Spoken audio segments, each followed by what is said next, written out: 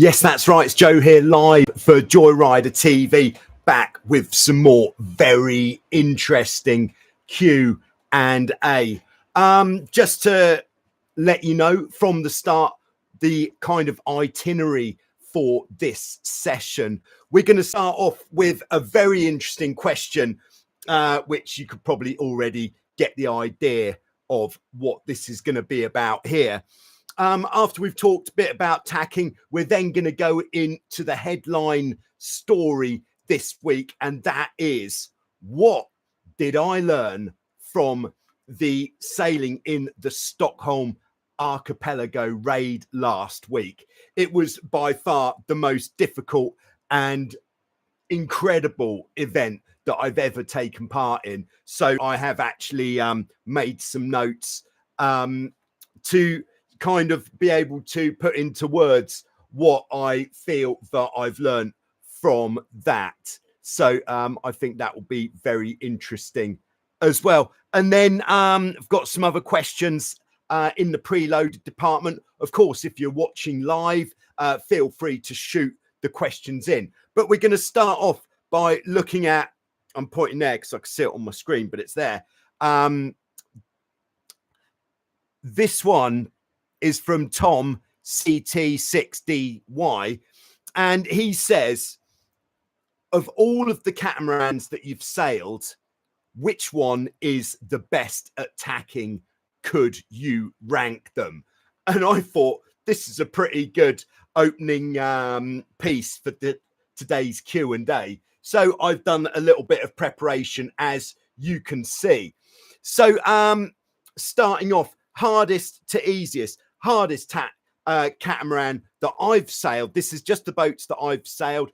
Possibly I've sailed other ones, but I can't remember now off the top of my head. Is the Hobie 14. Yeah, it is as hard as people tell you it is. But when we talk about a catamaran being hard to tack, it doesn't mean that you can't tack it. What it means is it requires better technique, or a slightly modified technique to what you might do on a different type of boat. So yes, the Hobie 14 is the most difficult catamaran to tack that I have sailed, hands down. Then the Hobie 17 ranks one higher on the list. Now, one of the reasons the 14 and the 17 are hard to tack, it's because they've got very low volume hulls. So they don't float very much above the water, which combined with on the 14, a very non-specific pivot point, it does make it very difficult to tack unless you use very good technique. The Hobie 17, very low volume hulls. Then the Dart 15, again, it's quite low volume and it has got a skeg hull. It's been a long time since I sailed a Dart 15, but from what I remembered, it wasn't the easiest boat to tack. It was quite difficult.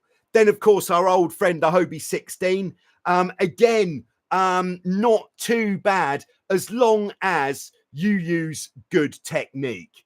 That is the same goes for everything. Then running through the Dart 18, skeg hulls, the rig is set a little bit far forwards, which does, again, not help it when driving it into the wind. Then we've got the Hobie Pacific, skeg hulls. And what happens with the Hobie Pacific is when it's windy, hull is such a wall of hull, like a very flat wall at the front, that if you don't start your tack close enough to the wind, it can seem very difficult to get into the wind. Then we've got the Mini Cat. Yeah, it's not the easiest to tack, but it requires the least technique, strangely. As long as with the inflatable, you start off very close to the wind, then it goes through nicely. But the skegs where the boat pivots are very small, which this is why it doesn't rank higher up. Then we've got the Hobie Wave. Again, on the Hobie Wave, the mast is very far forwards for the size of the boat, which when the mast is so far forwards, it does seem to stop you from being able to get the boat sailing nicely quite as close to the wind, which means that getting it head to wind requires more technique. Then fresh in, only just tried one of these for the first time. The getaway tacks, you know, we're getting into easy territory here.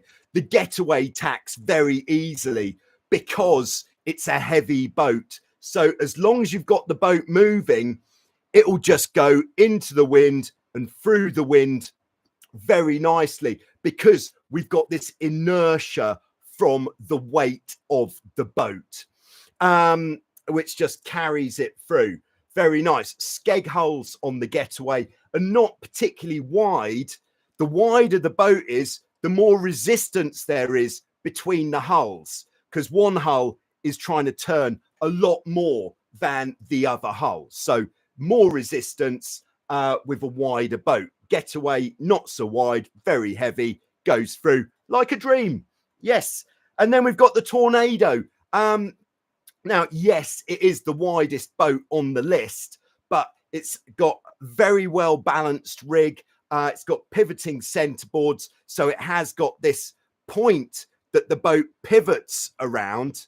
So it does tack very easily, the Tornado. But again, it does require a bit of technique. And if you go to tack a Tornado in the same way that you tack the FX1, for example, your tack's not going to be very good because of the width of the boat. You have to kind of sail it through the tack more because you've got that extra resistance of the wider boat, as well as the resistance of having the hulls which actually sit in the water rather than just on the top. There we go. Moving up the list, we've got the Hobie Tiger, and in this gap here, we've also got, this isn't H2O, this isn't water. We have got the Hobie 20, whether that's a Formula if you're in Europe or the Miracle if you're in the States. The Hobie 20, easier to tack than the Tornado because it's not as wide. Not quite as easy to tack as a Hobie Tiger because the dagger boards aren't quite as deep, but still we're into pretty easy tacking country here. So one up from the Hobie Tiger is the F18, the modern F18 catamaran. Now, the reason why the F18 is easy to tack, here's my F18 simulator, it's because it's got a very flat bottom. So that just sits on the top of the water. So there's no resistance from the hull. Whereas other boats like the Tornado, not a flat bottom. So it kind of has that bit of resistance from the hull in the water. F18 on the top, no resistance. Deep dagger boards as well give it a really positive pivoting point. Now, the thing that makes the modern F18 slightly more tricky to tack than perhaps the generation of F18 before is, and we're going to go into this, is the Decksweeper mainsail. It just makes it a little bit more tricky getting across the boat than the previous generation of Formula 18s, which had the more standard mainsail, which didn't come as low down. And then the easiest to tack, in my opinion, is the FX1. The FX1, again, it's got these flat bottomed hulls, dagger boards, and two things that make it easier to tack. One is no Decksweeper mainsail, so you haven't got to contend with that difficulty in getting across the boat. But the second thing that makes it so much easier is that you don't have a crew. Tacking the boat single-handed means there's one less person to coordinate across the boat. So that is my list of which boats are easier to tack than others. Now, you may have noticed, top of the list, I've written XCat, exclamation mark, which brings me on to my second preloaded question. By the way, I'll be checking in with everybody who's checking in live in the live chat just after we finish talking about tacking. But this is from Tom Hawk 640, who says, why are some cats like my XCat catamaran famously difficult, if not impossible, to tack? Well, funny you should ask. So I did have a look, because I'm not so familiar with the XCat, but I found some pictures of it. All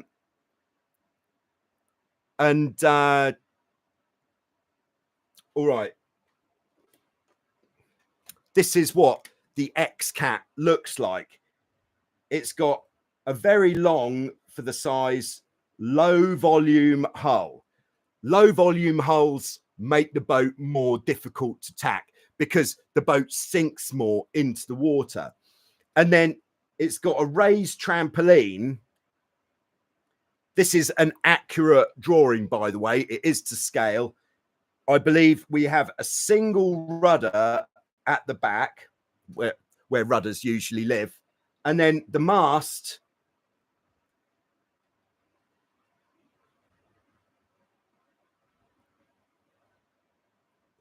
so there is, firstly, there's no actual pivot point on the hulls. The only thing that keeps the boat going straight is the fact that the hulls will be sitting in the water. That's what stops it from sliding off downwind. But we haven't got a pivot point. Like if we just had a dagger board on here, that would make all the difference, but we don't. So difficult tacking. The second thing is the rig is really far forwards, which means to actually drive the boat into the wind. Is there any need for this? Who knows? To actually get the boat to head to wind is going to be very difficult, because if we did say, all right, the hull has got a pivot point, and that pivot point is kind of here, the center of effort of the rig is way far forwards than the pivot point. So to actually get the boat into the wind is going to be more difficult than on any other type of catamaran, unless we have got a boat with the rig even further forwards. So that is why the XCat, in my opinion, would be quite the challenge to tack. So there we go. I hope that helps with your tack ranking and everything else at this time. So I'm just going to check in with everybody who's checking in the live chat. And I feel a lot closer to everybody who lives in Sweden now. So hello, Benny. Great to have you on board. And it was really a great pleasure to be visiting your country. And it only rained very briefly. So thanks for getting through all the rain before we got there. Declan is on board. Hello, Declan. Declan, if you've been watching the coverage of the Archipelago raid from last week, you'll have seen that Declan was sailing with me on the C2. And what a time we had, it can only be said. Then dropping it in the slot, we've got Scott. Incidentally, here we go. This is news fresh in. Scott is currently the leader. The leader, you say? Yes. On the water speed app, unfortunately only available at this time for iOS devices. Oh, come on. Next time. On the water speed app, if we can see this, there is currently, who's that at the top there? I believe that to be Scott, who there's a challenge on at the moment, which you can sign up for. And the challenge is who can rack up the most mileage in the, I think it's 10 days this challenge is running for. Of course, if the challenge had been launched last week, then I think all Archipelago raid sailors would be absolutely dominating that list. But Scott is currently leading there. So if you're using the Water Speed app and you're intending on doing a fair bit of sailing fairly soon, then just click on that challenge, the mileage challenge, get on the leaderboard. It just adds to the fun. That's right. Yes, we've got Ryan on board in Maui, Hawaii. Good morning, Cat Sailors. We're dodging hurricanes in the Pacific. Fall sailing right around the corner for us here. Favorite time of the year. All right, well, good luck dodging those hurricanes, Ryan. Yeah, and make sure everything's tied down securely to the floor. I think that's best.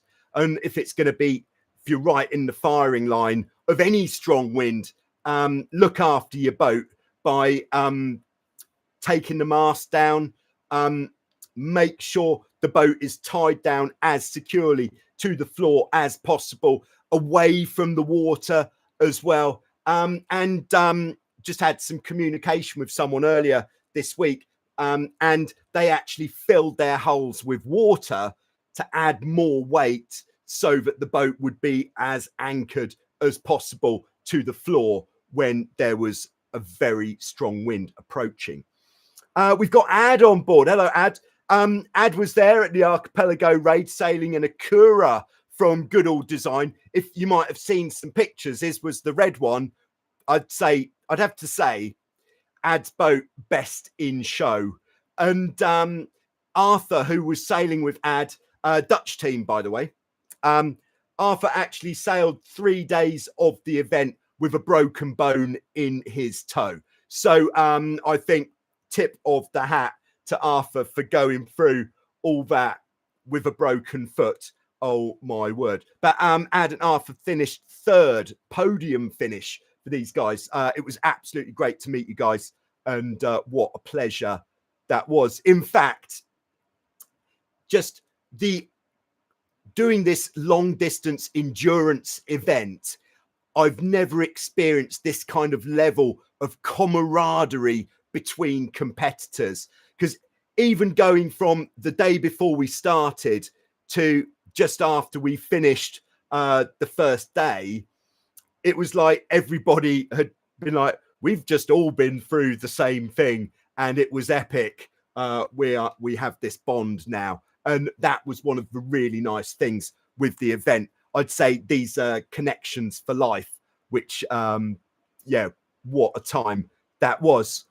All right, so who else we got? Oh, we've got Thomas and Pippi, or I don't know if it's Thomas and Pippi or Thomas or Pippi, but they are the guys who actually lent us the C2 to sail in the Archipelago raid. So hello, Thomas and Pippi, great to have you on board in the live chat. And I dare say part of the deal was we would return the boat in condition similar to when we got the boat. And thanks to Declan's great rock spotting, we managed to not hit the bottom at all. So yeah, that was what I would call a result. Yes.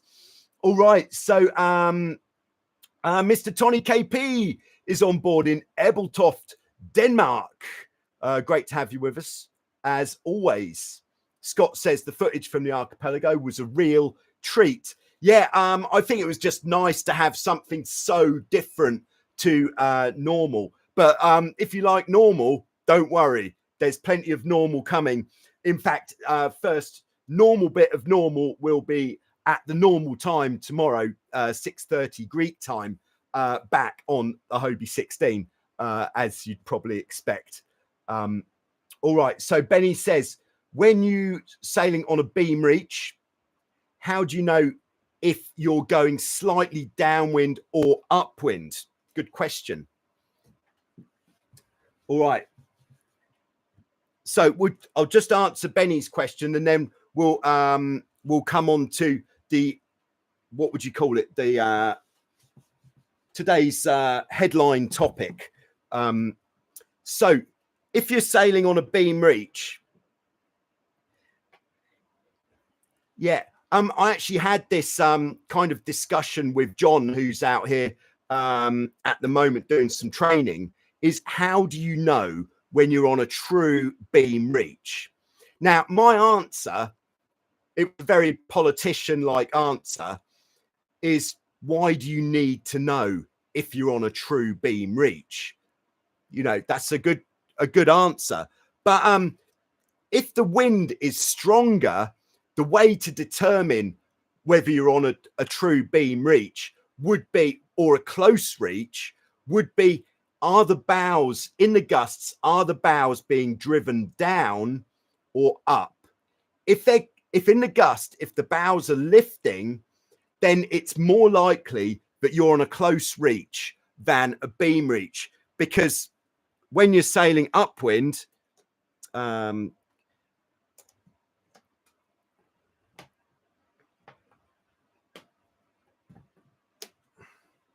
here's our boat. When you're sailing upwind or on a close reach, all of the pressure from the wind is kind of pushing backwards, which is lifting the bow. So if your bow is lifting in the gusts, then you're likely to be on a close reach or actually sailing upwind. But I'd like to think that you'd know if you were sailing upwind, because if your jib's in tight, you can watch the telltales on the jib, and that would give you that good indication of your point of sail. Whereas if you're on a true beam reach, you get a gust, your bows are likely to start driving downwards a bit, so you need to move your weight backwards. It is, to actually know that you're on a true beam reach is tricky. One of the other things you can do, if you're sailing in an area that isn't affected by currents or so on, you can just, because traditionally a true beam reach is with, my wind arrow is quite fiddly, by the way, is when the true wind is side on to the boat. So one way of identifying the true wind direction is if you look at the direction of the chop. Is the chop hitting you completely side on? Maybe you've sailed past a flag on a buoy. Maybe there are some boats on moorings. They'll be pointing into the wind unless the area is affected by current. So these things can tell you where the true wind is coming from, which can help you determine if you're on a true beam reach. But usually if you're beam reaching, it's more of a case that you just pick a location that you're aiming for, aim for it, and then trim the sails accordingly, just using the telltales. Hope that helps there, Benny. It is quite a tricky question because there's not a wind indicator on the boat that will tell you true beam reach, because it's very kind of wind strength and boat speed dependent. All right, we've got Leland Lee on board in Clearwater, Florida. Nice to have you with us as always, Lee. All right, we've got Simcoe Monkey has made it again. Great to have you on board. All right, Lauren is with us. Do you know your top speed during the raid? No. Short answer, no. But I think it's in the region of about 22.5 knots. But I could be wrong. But at times on the flatter water, spinnaker up, we were definitely smoking pretty fast. And from my experience, that is how quick we were going. Now, you may ask, why were you not running the water speed app during the Archipelago raid? That's a good question. Now, my reason for that is because we were under strict instructions for our telephone just to be for emergency purposes. So if we had to coordinate some sort of rescue kind of situation, then not to run the battery down using not completely necessary apps or something. So I decided not to use the water speed app on the watch or the phone, just to preserve the battery, because when you are using the GPS, it is quite battery intensive. So I don't actually know what the actual top speed was on our boat. Thank you very much. Yeah, back out on Bad Boy 95 today on the race course. Very good. All right. All right. And we got Joseph on board. Joe, who is the organizer of the Hillhead Regatta. Now, this is a regatta going on in Hilton Head, which I believe is it's either North or South Carolina. It's an absolutely glamorous place to go sailing. And of course, trying to get as many boats to enter as possible. The event is towards the end of October. So if you are in the area, or if you can get there, you should go there. If you haven't got a boat, then get in touch with Joe, who's in the live chat, and or go to the Hilton Head Regatta Facebook page, get in touch, and there's a strong chance you could be hooked up with a crewing position on a catamaran in that event. Or if you've got a catamaran but no crew, same thing goes there. All right, so last one for now in the live chat. Von Zipper 24, how did you like the C2 compared to the Tiger? Well, I'd have to say the C2 is a much, I don't know, it's a completely different feel. Although the boat is the same size, got the same size sails, the feel of the boat is so different, largely because of these flat bottomed hulls, which give you the sensation of planing, rather than the Tiger, which digs in and charges through. So there's that. And we were sailing in quite some fairly decent chop, which small waves or chop. And the C2, much like all of the modern F-18s, just cuts through. Whereas with a Tiger, if you put the deck of the boat under the water, you really feel the boat slow down. But with the modern F-18s, they don't slow down. If the water goes over the deck, it just charges through, which is really nice when sailing in that sort of chop. The modern F-18s, like the C2, tack much more easily as well, as I mentioned earlier on. So, yeah, all in all, the C2, when you're actually sailing the boat, is, I'd have to say, a favourable sailing experience. Downwind, the C2 is a flipping hot rod. You can send it like you can't send anything else because of the shape of the hulls. Very nice.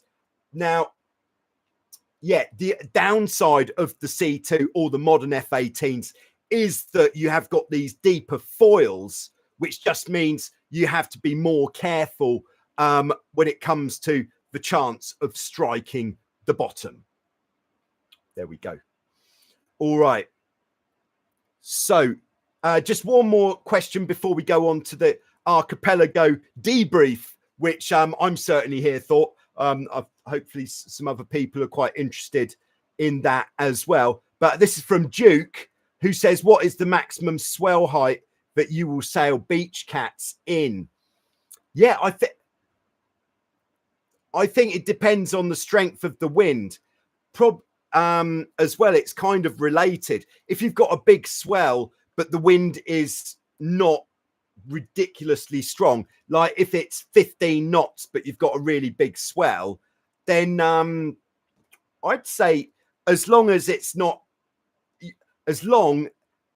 you haven't got like a 4 meter breaking beach break kind of situation, making it extremely difficult to get out, or even a 2.5 meter beach break, that could, if you capsized your boat in that, you'll snap your mast, very expensive. But once you're actually out and the waves aren't breaking, then there's no reason why you can't tackle the biggest waves, except for the safety of, can you be seen if your boat is upside down? Can you be seen if your boat is the right way up? So I think you can keep charging as long as you feel that it's safe. If you had 2 meter rolling swell and 25 knots of wind, then that would probably be a lot more dangerous, because as well as the swell, you'll have the wind blown waves as well, which would make the sea very confused and very difficult to manage, and very easy to get separated from your boat. So it is a matter of safety above anything else. All right. Here we go. All right. Sorry for the pause there. I was just so what did I learn personally from sailing? Firstly, it was my first actual F-18 class event that I've ever sailed in, and it was certainly my first competition using an F-18 with the Decksweeper mainsail. So I've made some notes. So in my notes, the first points are relating to the Decksweeper mainsail. For those of you who aren't familiar with the Decksweeper mainsail, if we could just assume that this is, oh, actually, if we put it upside down, that's a little bit more F-18. And then if we've got a mast like that, there we go. I've just learned something, that if you turn a Dart 18 hull upside down, you get an accurate evolution, which is nice. So the Decksweeper mainsail, rather than a traditional mainsail, which would end here, actually comes all the way down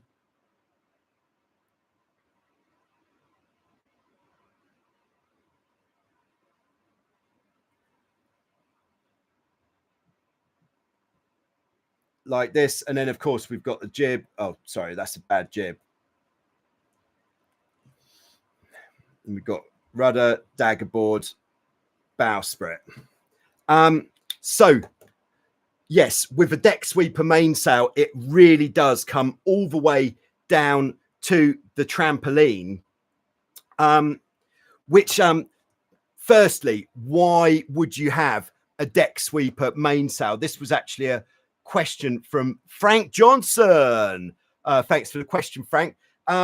So the reason why the Decksweeper mainsail has become the standard rig of the F-18 class is it increases the aspect ratio of the rig.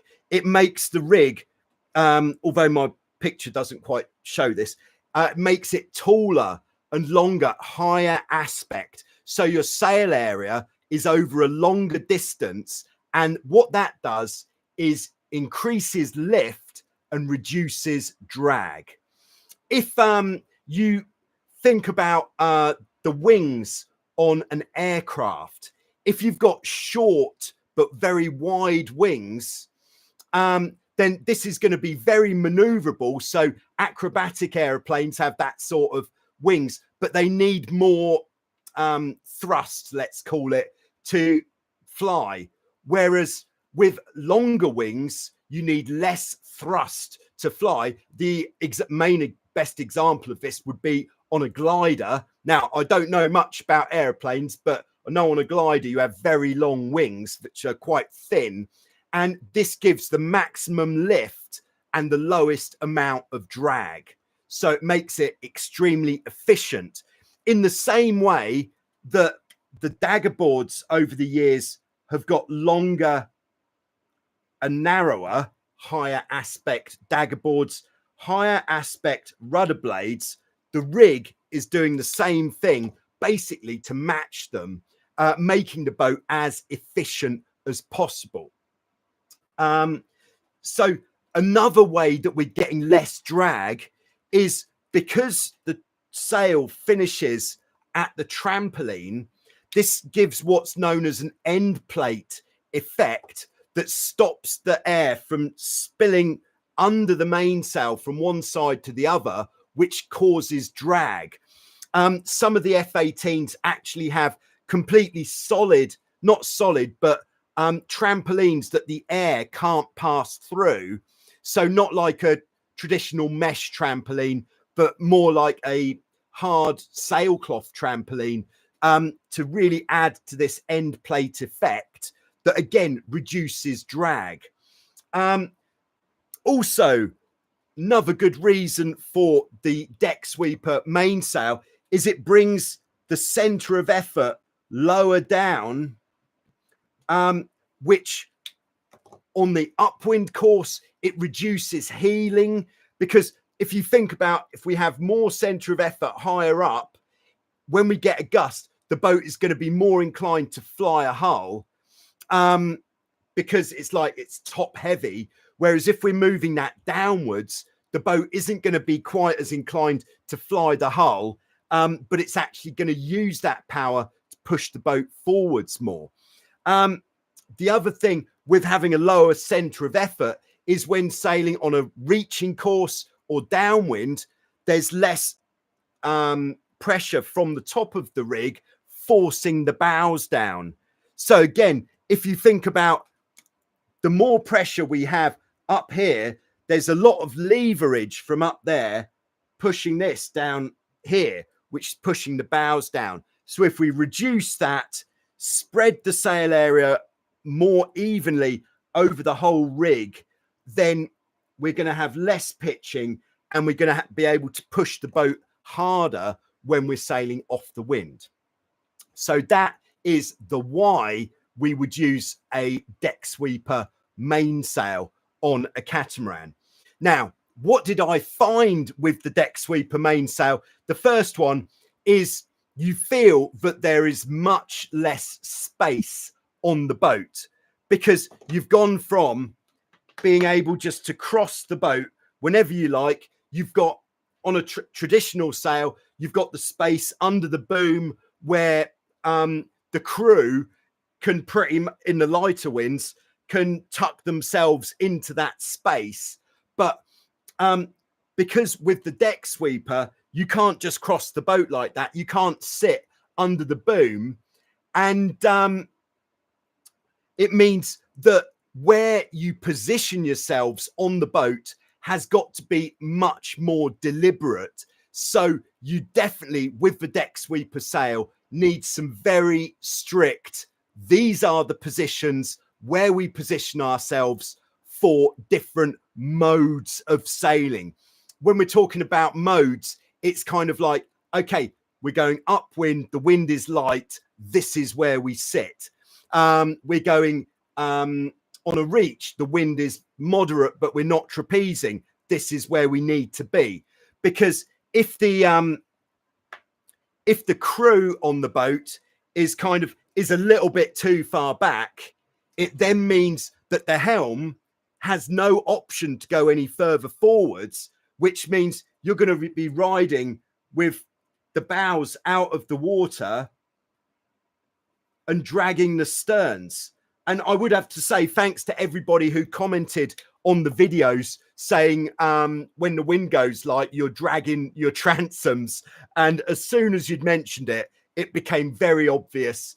And we really put a lot of effort after reading those comments to getting those transoms out of the water when the wind was getting light, so that we could maintain the speed. Because what we were finding a lot, especially like when we had good wind, we were going fast, going as fast as everyone else.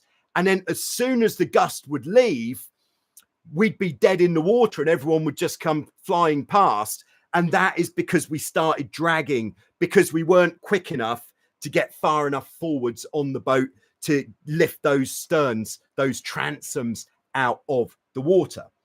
There we go. All right. Next. Oh, yeah, here we go. So the result of less space was, for us, our mode changes were poor. So this might have been one of the things that led to us taking a bit of a hiding from the other boats, especially in the times when the wind was really light.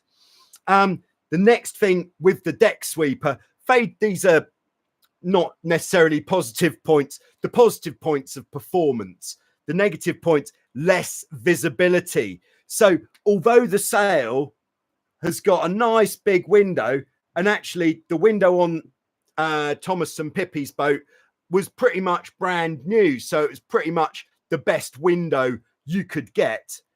But if the sun isn't in the right direction, it's very difficult to see through. And if you're trying to look into the distance through the window, you can pretty much forget it. So to see down the other side of the boat, I was actually having to look through the gap at the back, which again was leading to poor trim, like lifting the bows, dragging the sterns. What else? Oh, the other thing that we learned very quickly with the Decksweeper is don't forget to cleat things on the leeward side of the boat.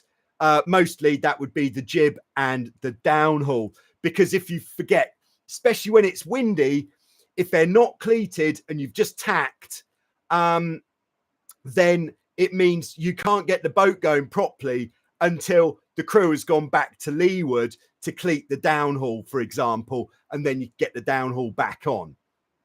Boom. All right.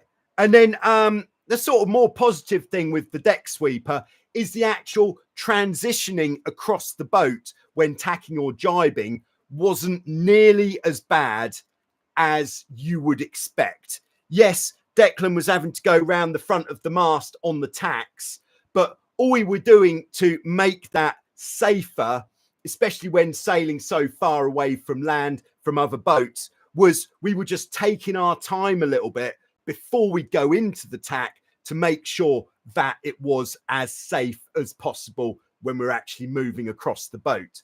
And on the jibes, yeah,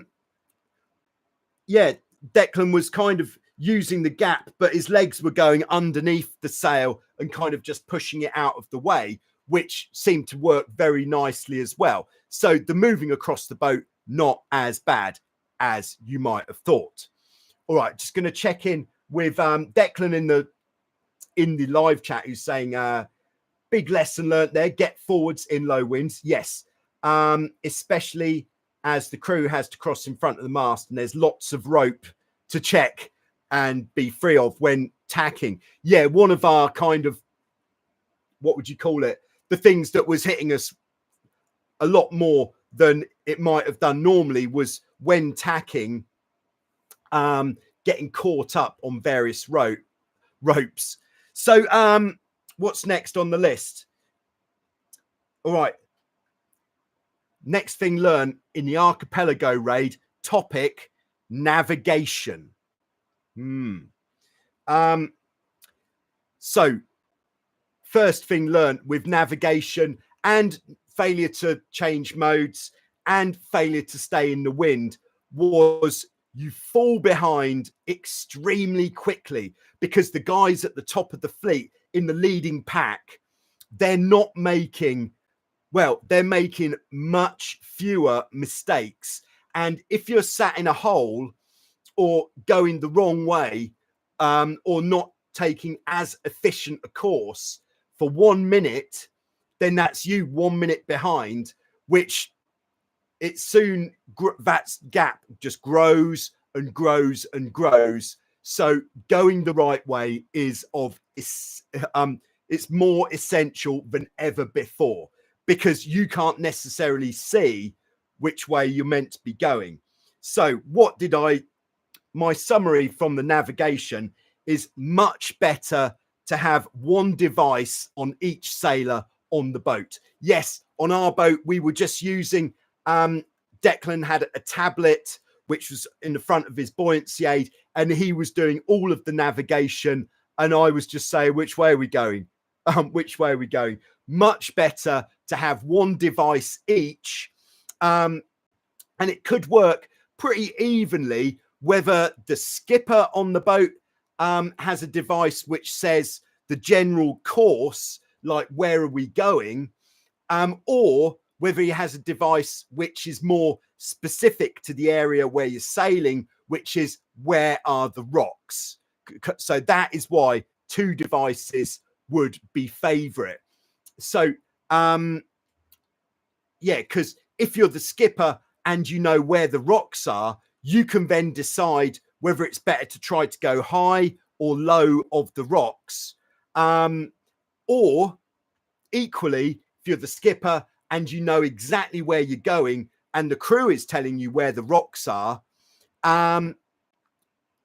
he says there's rocks there, but you know where you're going. So it means you then know as the skipper whether it's better to go high or low of the rocks. So it would work equally both ways.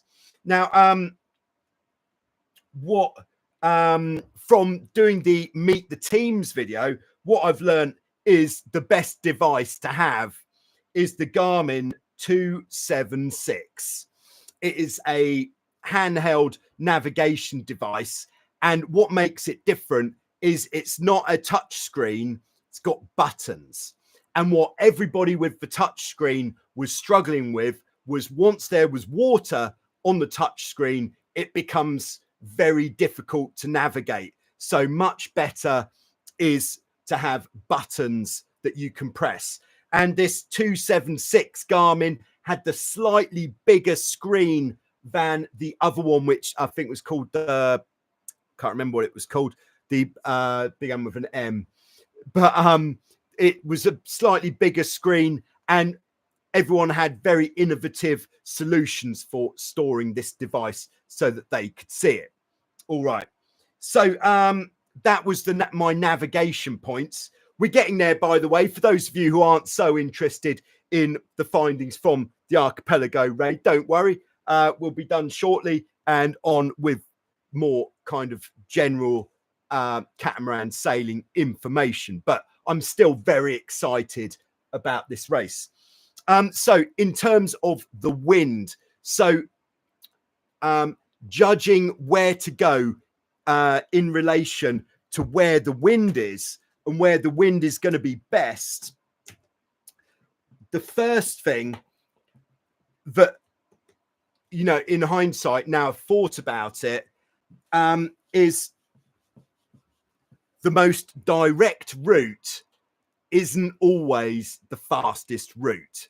So to sail off your course, even if it means putting in extra tacks, but you stay in the wind, this was what was really working well for the teams that were doing well. So if we had a bit of an island here, maybe a bit of an island here, and which way would the wind be coming? Wind coming kind of, oh, sorry, here's the wind. Wind coming kind of this way, you know, from sailing in what I'd call normal situations, my inclination would always be to try to point as close to the wind as possible to stay up here so that we didn't get sucked down here and forced to tack. So, you know, traditionally, I'd think, right, if we could go up here, we will be golden. We'll be looking good. But no, not in the Swedish archipelago. Oh, no. Because what we saw the boats at the front doing a lot was almost kind of like just pinching down the leeward side, because on this leeward side, that is where the wind is least affected by the next landmass over this way. So like the wind here would be absolutely useless, whereas down here it would be good. And even though they might have to tack and kind of short tack up what I'd consider to be the wrong side, it it certainly seemed to be beneficial. So it's kind of like you have to throw your old ideas away and kind of just embrace this new idea of sailing more tacks, perhaps staying on the leeward side of a channel rather than trying to pinch up to the windward side. There we go. All right. And then final learnings on the topic of endurance. I think we got our nutrition right pretty well. Good breakfast every day. And then we just had these, I think they were like energy bars and gels, which we had in our buoyancy aids. And on each leg, I think was between 3 and 4.5 or something hours, maybe not quite 4.5. But each leg, we'd have 1 or 2 of these energy bars, like when we were past the halfway point, to keep us going. And never at any point did I feel like tired from hunger. But one thing with the endurance was there was a lot of very long trapezing legs. And I would say if I was going to do this again, I would wear the correct size of trapeze harness. Yeah, there was some pain involved, but everything is normal. Thank you very much. All right. So, and the final thing that I learned from this event was at the time, like, when would it have been? I think it would have been the midday point on the last day. At that point, I was thinking, it's pretty unlikely that I'm going to come back and do this again. It's very hard sailing, the navigation, very hard. And we were taking such a hiding, like being absolutely schooled by the guys who had done it before, that at times it was a little bit disappointing that we weren't putting in better results. But talking to Penny, who was on the Danish boat, she said it happens every time. Immediately after the race, you're like, no chance, never coming and doing this ever again. But give it a couple of weeks and you'll be signing up for the next year's event. And already I am thinking, I can't wait to get back and do it again. It was such a good event. And I'd like to thank Declan for making it all possible for me to get out there and do the event, because it really was a very special time. So there we go. That is my debrief, almost to myself, of the Archipelago raid last week.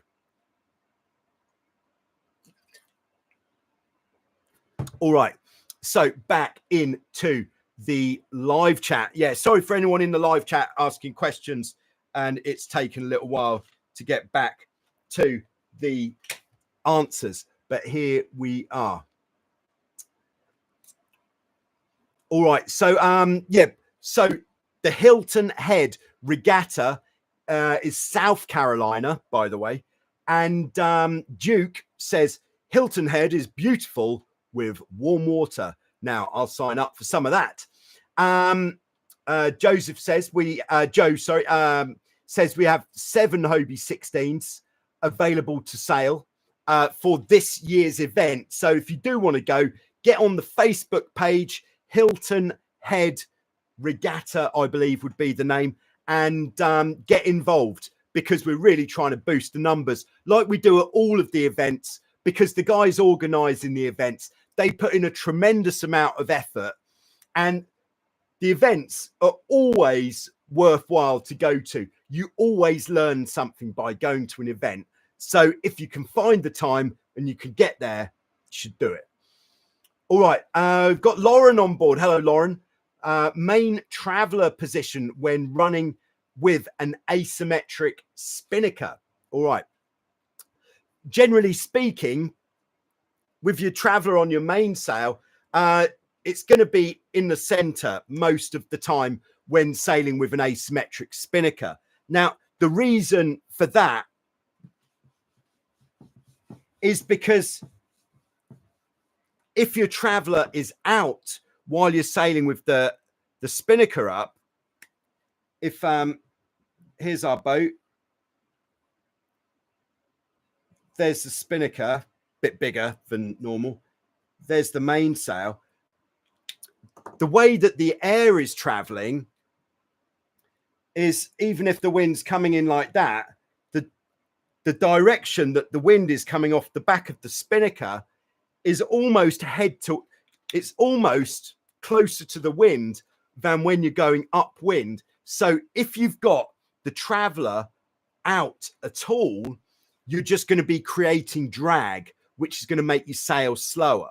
Now, sometimes it is necessary to sail slower. The time most when it's necessary to sail slower with the spinnaker up is if you have an obstruction. So if you're coming downwind, spinnaker up, and there's an obstruction directly in front of you, or perhaps you can't make it around a mark, by letting the traveler out, you slow the boat down. If it's really windy, it becomes a little bit precarious, to be honest. You slow the boat down, and that allows you to sail a little bit closer. So that would be one reason to let the traveler out if you're sailing with the spinnaker up. The second reason would be if the wind is very, very light. And as the skipper on the boat, let's have this in the same direction. So the skipper, I feel that the best position to sit in if the wind is really super light is, if this is the skipper, is to be right in by the mast. But if you're sat there and your traveler is central, then the main sheet and the traveler will actually block the your ability to steer. So much better just to let the traveler out just an inch or two, and then it means that you're then able to steer. So there we go. I hope that helps. All right. Axel says, is the F-18 good at sailing upwind? Yes, very good. Two reasons. One, very efficient foils. Under the water, these dagger boards and rudders are very high aspect, means that it is very efficient. And the same thing goes for the rig. So answer, yes. All right. So just reading through the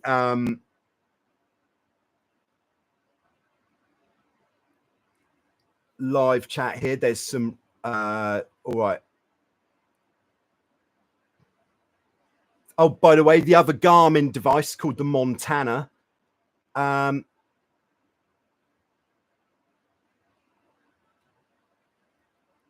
right. Yeah, just I'm just skimming through the comments. There's been quite a lot. All right. So Declan says, back to the Archipelago, navigation kit is tricky given you must carry it on your person. So in retrospect, I didn't have enough time to practice in the conditions. An Android tablet will work with the screen lock on and follow lock on. The issue then becomes the level of zoom, how much you can see. Downloaded maps are the way to go on the Garmin. Faster response and more detail available.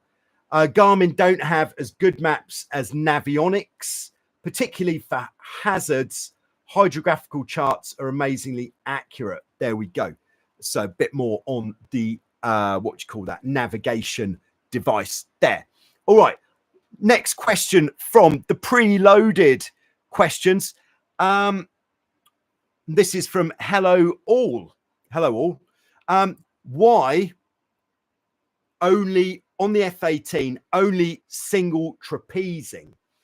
Yeah, so on the F-18 going downwind, spinnaker up, we would have one on the trapeze and then one on the trampoline right at the back if it's windy. Now, the reason we're not double trapezing on the F-18 or the Tornado for that matter on the downwind legs is because it doesn't work as effectively for the VMG, velocity made good.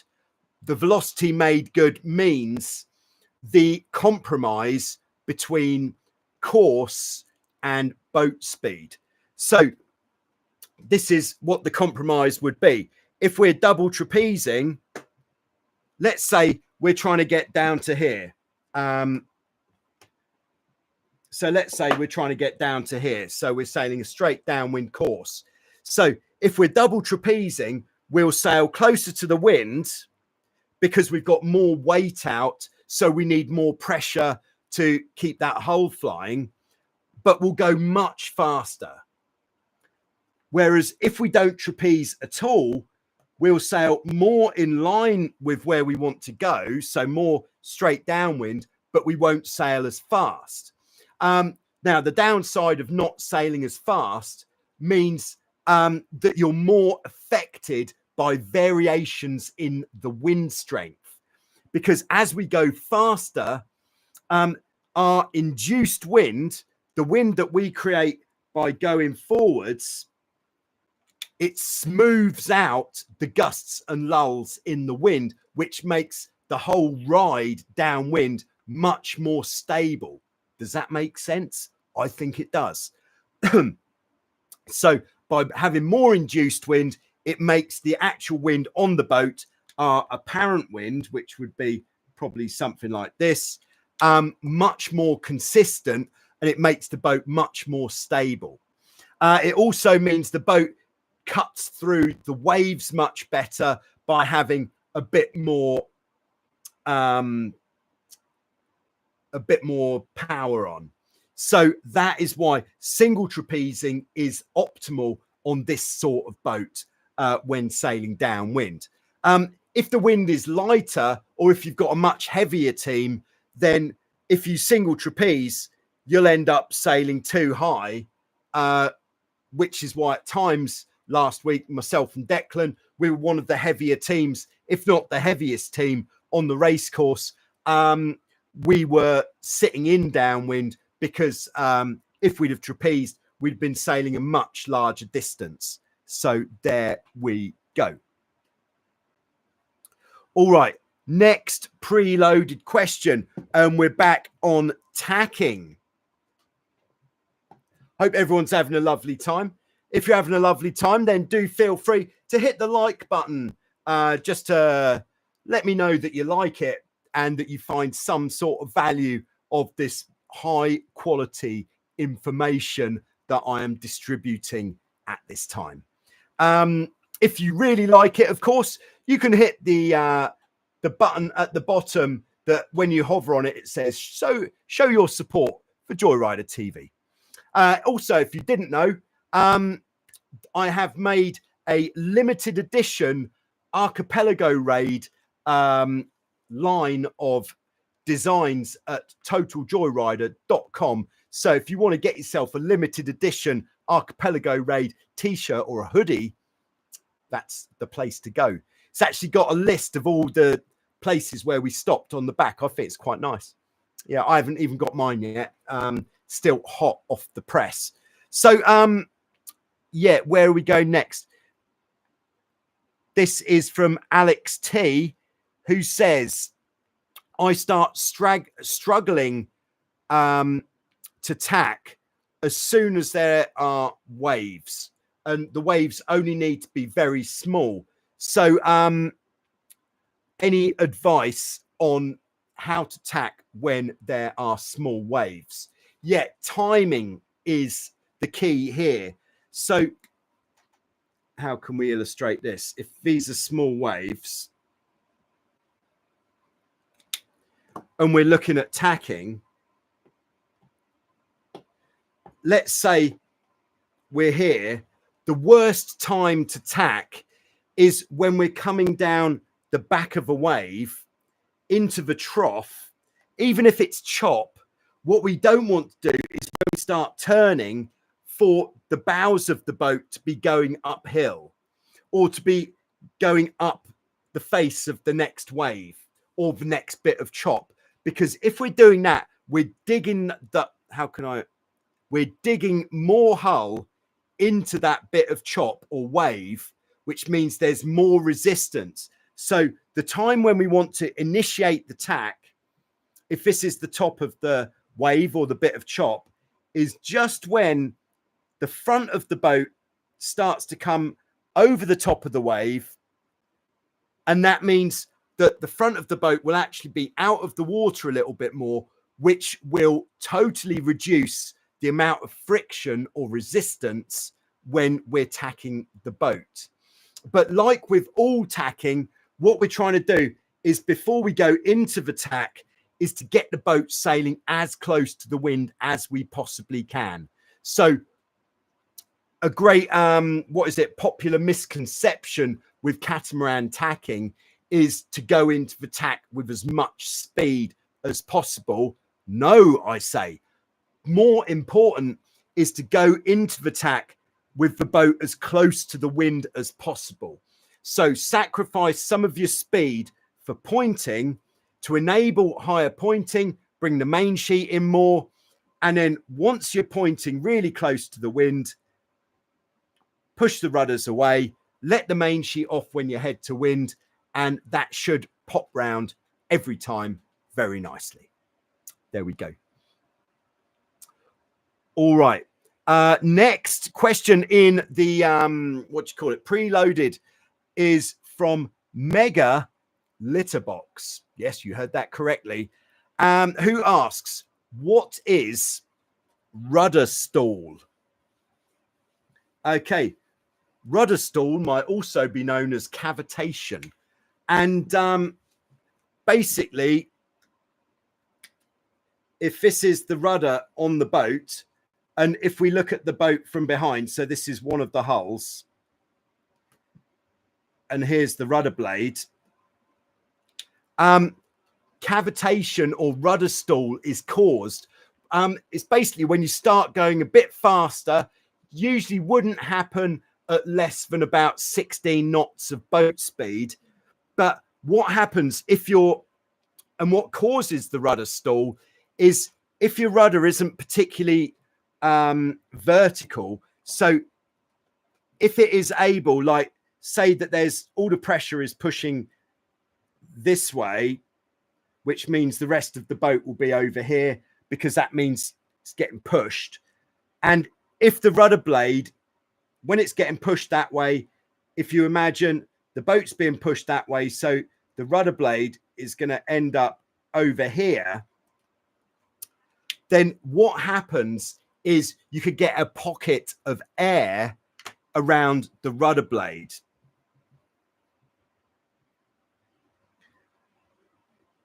On the leeward side of the rudder blade, which basically means that there's nothing there for the rudder blade to grip onto. And the feeling you get on the boat is like if somebody had just thrown a bucket off the back of the boat. Suddenly the brakes go on, you can't steer very well. And also what's happening here is the rudder blade starts lifting the back of the boat up, which if you're reaching will actually force the bows down more than it would do you'd find normally on that point of sail. So that is what rudder stall is. So the way to address rudder stall is, if we have our rudder stock, is by replacing the bushing in the rudder stock so that when this is attached to the back of the boat, it can't move from side to side or forwards and backwards. If this can move from side to side, you're going to experience this rudder stall. The other thing we want to do to reduce this is to make sure that the rudder blade can't move from side to side in here when it's locked down.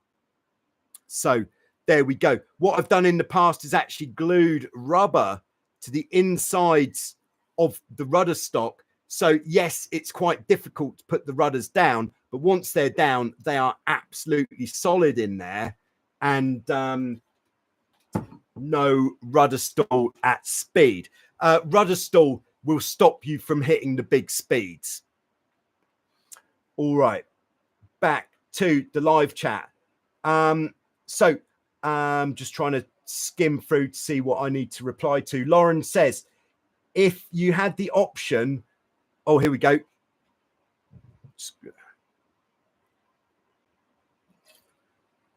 If you had the option of adding a spinnaker kit or a new main and jib, what would you go for? Is running with a spinnaker faster than the mine shaft point of sail? No, the top speed on most boats will be on a 2-sail reach. Yeah, Leland Lee disagrees. He says spinnaker. All right, fair enough. But for top speed, usually main and jib.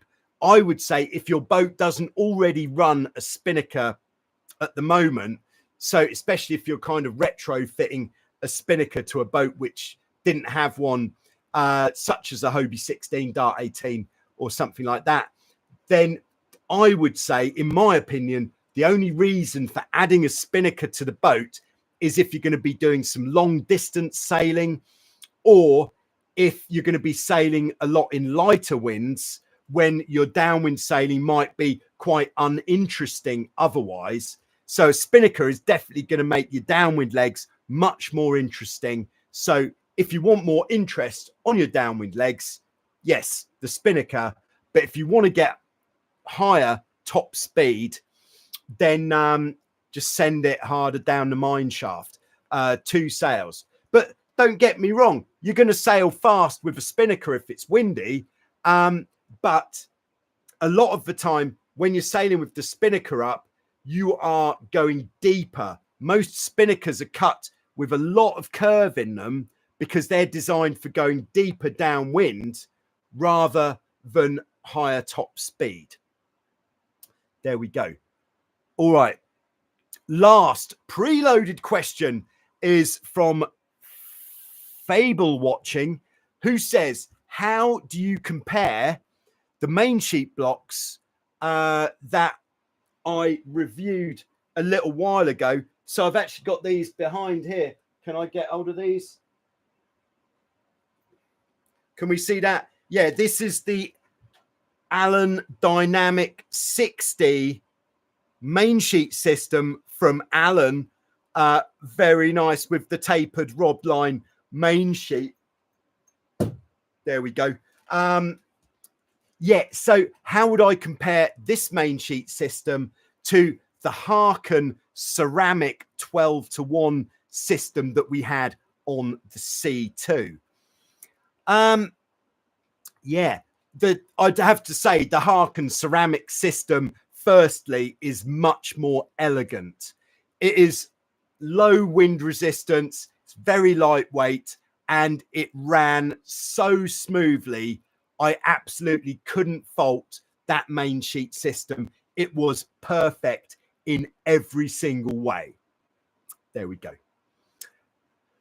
Now, don't get me wrong. I'm not suggesting that this Mainsheet system is the right option. And for most people, that Mainsheet system alone is going to actually cost more than the boat. And you don't need more than a 6-to-1 on most types of catamarans that we're talking about on Joyrider TV. It's only on the bigger boats, the Hobie 20, Tornado, F18, F16, those boats with the higher aspect mainsails where you need more purchase. 8-to-1 is usually enough, but on the Allen system, I've got 10-to-1, and it feels very similar to the Harken ceramic, but these blocks probably weigh twice as much and have got twice as much windage as the Harken system. But they probably cost about a quarter of the amount, if not less, than the Harken ceramic system. So yes, big fan of the Harken, but would I get one? I wouldn't pay for it myself. Let's just say that. I'm happy with the Allens, but I was very impressed with the Harken, but I knew I would be. So thanks very much for the question there, Fable Watching. All right, so just coming towards the end, so no further questions, please, because we've been going for an hour and a quarter, and not going to lie to you, it's probably about time for a beer here in Greece. It's nearly 7:45 here. All right, we've got OGLZ or GLZ. Hello from the east coast of Mexico. Hobie 16 and Hobie 18 sailor. Great to have you with us there, OGLZ. All right, Lauren says, last question, I promise. On some Hobies, or catamarans, actually, I think generally, the traveller cleat moves with the main, and some are fixed to the center of the rear beam. Pros and cons. This is a very good question. Thanks for bringing this one up. If you saw the video where I capsized with Marco, the C2 here, twice in one session, one of these capsizes was a traveller related issue. So what Lauren is saying is, here's our back beam. Now, some boats, here's our traveller track. Some boats have, can I do this with, yeah, let's have a circular traveller. Some boats have a, and this is the cleat. There we go, for the traveller. Some boats have an all-in-one traveller and cleat. So when the traveller goes out, the cleat goes out as well. Now, what is the benefit of this? The benefit is much less friction, because the rope is coming from the back beam, it's going through the traveller, coming out through the cleat. So much less friction. So this is going to run much more smoothly, which is, you know, it really is a 50-50 choice what people prefer. A lot of the time, the traveller that people are using, the system, is because that is what the boat came with, because it is quite difficult and it's quite a task to change the traveller system over. The other traveller system is with the cleat fixed in the middle, which means there's more friction, because then from there, the line comes back. So there's more friction to adjust the traveller. Oh, thanks very much to Dopey Dave for the super sticker. Thanks very much, Dave. I hope you're getting on well. And I think you were looking at making a purchase of a catamaran. Don't know if you've gone through with that yet, but good luck with that if it is on the cards. Yeah, back to the traveller. So more friction with the cleat fixed in the middle, but you also get purchase. So it makes it easier to pull it in. So for letting it out easier, the moving traveller, but for pulling it in easier, the fixed traveller cleat position. The other benefit I find with the fixed traveller cleat position is when sailing downwind, I'm a big fan of putting my foot. I've got a French style moustache there, in case you wondered, is putting my foot against the traveller cleat, and that's what stops me from flying down the boat. So it really is 50-50 there with those styles of traveller. There we go. All right, so I think that brings us up to date with everything. Oh, Declan says, I've installed the water speed app. Where can I find the Joyrider challenge on the app? Oh, I think this was actually not top secret, but it's not.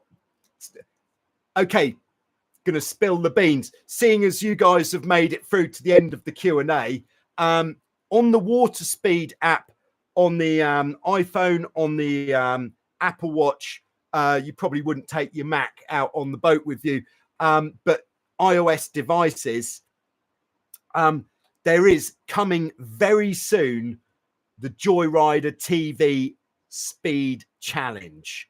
This is very exciting. They've asked me if I would put my name on this speed challenge, and yeah, very exciting. It's going to be 6 weeks of speed challenge. So your speed that you log on the water speed app can actually go on the main speed stick leaderboard as well. But this is getting launched, I think, in about a week. So maybe it'll be next Friday when this is coming out.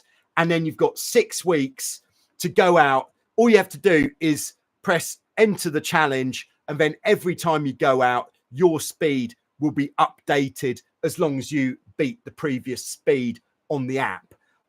It's a really nice streamlined way of running this challenge, and who knows, once the water speed app is available for Android as well, this might be how we start running the speed stick moving forwards.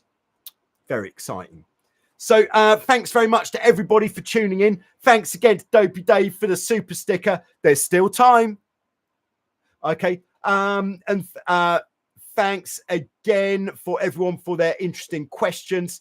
And tomorrow there'll be a new video going out, which is actually a speed trial video with a Hobie 16. Very nice. And then my intention is to put out a speed stick update video for Sunday if I find the time to do that. So have a great weekend. If you're going out sailing, have a lovely time. If you're not going out sailing, have a lovely time. And see you soon with some more on Joyrider TV, as you would expect. Thank you very much.